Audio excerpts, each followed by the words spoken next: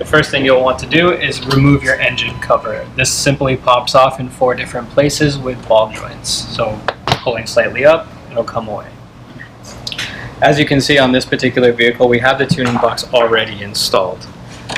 So to start out, you're going to have a set of wires, a set of 4 wires that'll come through the harness. You can place this tuning box anywhere you feel comfortable, away from heat and radiator belts. So we decided to place it next to the air box. It's a cool area, and keep in mind that the tuning box and all of its wires are heat resistant. We do use factory connections, in this case Bosch for Audi and VW, but we will use whatever factory connections you may have for your vehicle, whether it be a Honda or a McLaren. The first sensor you're going to want to disconnect on the 2.0 TFSI is right here, which controls boost.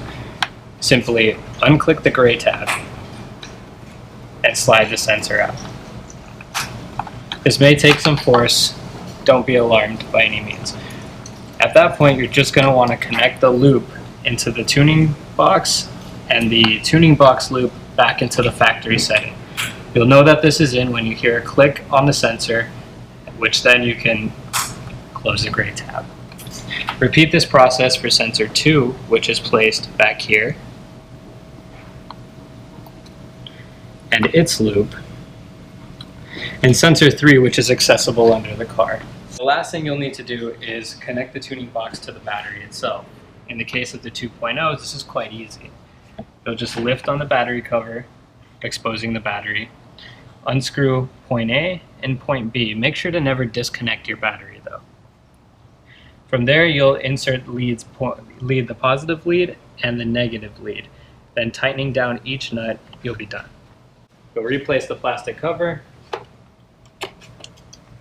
making sure you're not cinching any wires down. You can also tuck the wires forward for a cleaner look. Line up the ball joints and press down. For those of you that are interested in seeing that there are no engine codes when you do install this, I'm going to start the car. And we'll see that all the engine lights turn off. Our systems are specifically designed not to throw any engine codes or TD1 codes. Installed on this vehicle, we do also have our tune pedal. Our tune pedal is a very simple unit that increases engine response timing.